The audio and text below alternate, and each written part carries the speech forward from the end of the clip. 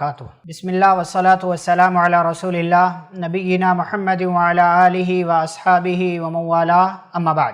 آج کے اس درس میں انشاءاللہ آپ کے سامنے امام مسلم رحمہ اللہ کے تعلق سے ان کا علمی شوق اور کس قدر علم سے ان کو محبت تھی، اس حوالے سے ایک واقعہ ذکر کرنا ہے۔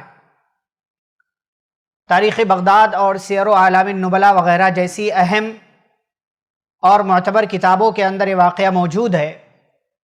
امام مسلم رحمہ اللہ ایک مرتبہ کچھ ساتھیوں کے ساتھ، کچھ احباب کے ساتھ علمی مذاکرے میں مشغول تھے، یعنی بات چیت ہو رہی تھی حدیث کے تعلق سے اور دیگر علم اور تعلیم سے متعلق باتیں ہو رہی تھی کہ ایک حدیث کی بات آئی اور امام مسلم رحمہ اللہ کو وہ حدیث معلوم نہیں تھی۔ چنانچہ انہوں نے کہا مجھے یہ حدیث معلوم نہیں ہے، اور آپ جانتے ہیں امام مسلم رحمہ اللہ کا کتنا بڑا مقام ہے کہ صحیح بخاری کے بعد سب سے زیادہ حدیث کی کتابوں میں سب سے صحیح کتاب جو ہے وہ صحیح مسلم ہے، اور امام مسلم رحمہ اللہ خود امام بخاری رحمہ اللہ کے شاگرد بھی ہیں۔ اتنا بڑا نام ہے حدیث کے فن میں اور حدیث کے میدان میں، تو ان کو وہ حدیث معلوم نہیں تھی، اور ضروری نہیں ہے کہ ہر عالم کو جو ہے ہر بات معلوم ہو علم سے متعلق۔ اس لیے اگر عالم جو ہے وہ آپ کے سوال کے جواب میں نہیں کہہ دے کہ مجھے نہیں معلوم، تو اس کو چھوٹا مت سمجھے، یا یہ مت کہیں کہ ارے اس کو تو کچھ آتا ہی نہیں ہے۔ بہت سارے لوگ ان کو لا ادری کہہ دو یا کہہ دو مجھے نہیں معلوم، مجھے یہ مسئلہ نہیں معلوم۔ کیا پڑھا تم نے؟ کیا سیکھا تم نے؟ ان کو تو کچھ آتا ہی نہیں ہے، یہ اور وہ اس طرح کی بات ہے۔ امام مسلم رحمہ اللہ جیسے اتنے بڑے امام، حدیث کے ماہر، صحیح مسلم کے مصنف اور مؤلف ہیں، وہ حدیث نہیں معلوم۔ لیکن معلوم نہ ہونے کا یہ مطلب نہیں ہے کہ اس کو معلوم نہ کیا جائے۔ اگر آپ کو کوئی چیز معلوم نہیں ہے تو اس کو معلوم کرنے کے راستے پر لگ جائیں۔ امام مسلم رحمہ اللہ اس حدیث کو معلوم کرنے کے راستے پر لگ گئے، گھر آئے اور گھر آنے کے بعد اپنے کمرے میں پہنچے، چراغ جلایا، روشنی کیا کمرے کے اندر، اور روشنی کرنے کے بعد جو ان کے پاس کاغذات تھے جس میں وہ حدیثیں لکھا کرتے تھے، کتابیں تھی، جو بھی ان کے پاس تھا وہ سب کچھ لے کر کے بیٹھ گئے۔ اسی دوران گھر والوں نے بتایا کہ کسی نے کھجور کا ایک ٹوکرا جو ہے وہ تحفے میں گفٹ میں بھیجا ہے۔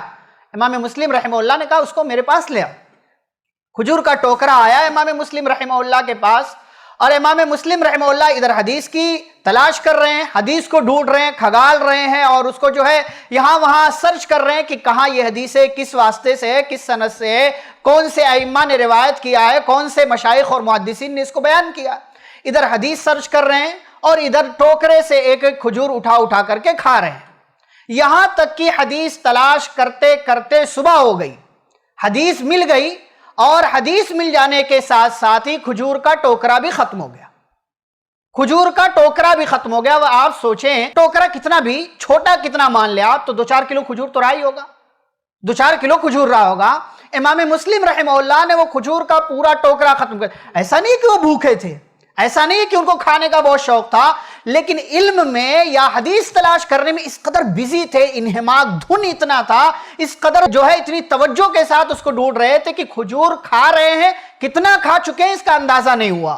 اور لوگوں نے لکھا کہ اسی کھجور کے ٹوکرے کو اتنا زیادہ، اتنی تعداد میں کھانے کی وجہ سے امام مسلم رحمہ اللہ کی طبیعت بگڑ گئی، طبیعت بگڑی، اور پھر اسی وجہ سے آگے چل کر کے 24 رجب 261 ہجری بروز اتوار کو امام مسلم رحمہ اللہ کا انتقال ہو گیا۔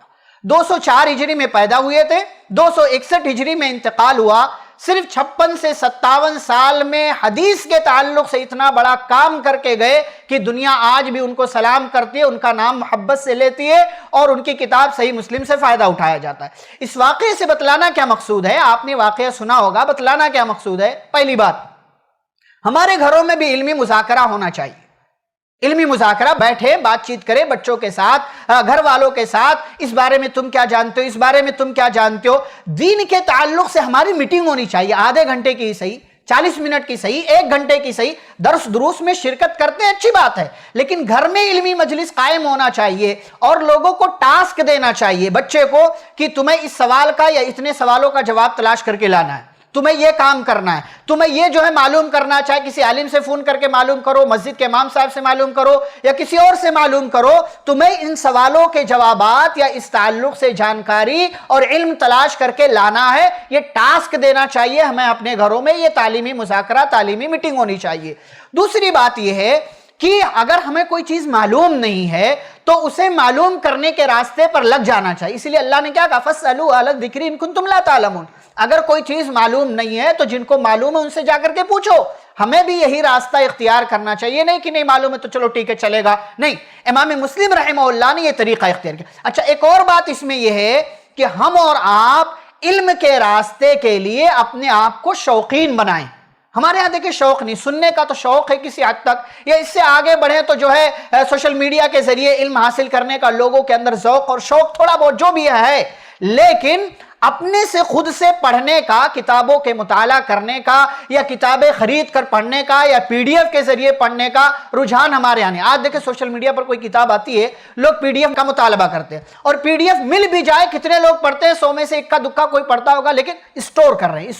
اسٹور کرنے سے آگے بڑھ کر کے ہمیں کتابوں کا مطالعہ کرنا چاہیے، اس کا شوقین ہونا چاہیے، اور ساتھ ہی ساتھ ہمیں اپنا بھی خیال رکھنا چاہیے۔ امام مسلم رحمہ اللہ نے اپنا خیال رکھا، لیکن حدیث تلاش کرنے کے چکر میں اتنے زیادہ اس میں مشغول ہوئے کہ کھجور کتنا کھا گئے ہیں اندازہ۔ یہ ان کا شوق تھا، یہ جو ہے ان کا شوق تھا، ذوق تھا۔ علم کے تعلق سے ایک حدیث کی بات تھی، صرف ایک حدیث کی بات تھی۔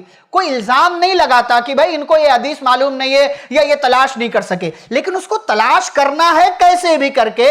حدیث مل گئی، لیکن امام مسلم رحمہ اللہ کھجور کھانے کی وجہ سے ان کی طبیعت بگڑی اور اسی وجہ سے ان کا انتقال ہو گیا۔ تو یہ ائمہ کے جو واقعات ہیں نا، یہ ہمیں سبق دیتے ہیں کہ ہم اور آپ کو بھی علم کا خوگر، متلاشی، شوقین ہونا چاہیے، اور قرآن و حدیث کی باتوں کو ہمیں سیکھنا چاہیے۔ نہیں معلوم ہے تو پوچھنا چاہیے۔ اپنے گھروں میں اپنے بچوں کو اس حوالے سے ہمیں بیدار کرنا چاہیے۔ رب العالمین ہم سبھی کو کرنے کی توفیق عطا فرمائے اور قرآن و حدیث کے مطابق زندگی گزارنے کی توفیق دے۔ آمین۔ وصلی اللہ علی النبی الکریم۔ والسلام علیکم ورحمۃ اللہ وبرکاتہ۔